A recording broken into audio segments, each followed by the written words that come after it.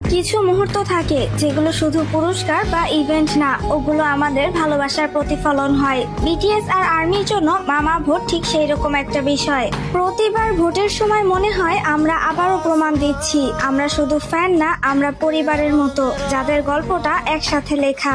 মামা ভোট মানে শুধু একটা পুরস্কারের জন্য ভোট না, এটা মানে আমরা আবারও বিটিএস এর পাশে দাঁড়াচ্ছি। যেভাবে এত বছর ধরে দাঁড়িয়ে আছি, একটাও বছর মিস না করে। 2015 সালে বিটিএস প্রথমবার মামাতে পুরস্কার জিতেছিল বেস্ট ওয়ার্ল্ড পারফর্মার হিসেবে। তারপর 2016 থেকে শুরু হলো তাদের ডেসাংজুব, artist of the year, album of the year, song of the year. একটার পর একটা পুরস্কার, একটার পর একটা ইতিহাস, আর প্রতিটা ট্রফির পেছনে ছিল কোটি কোটি আর্মির ভালোবাসা।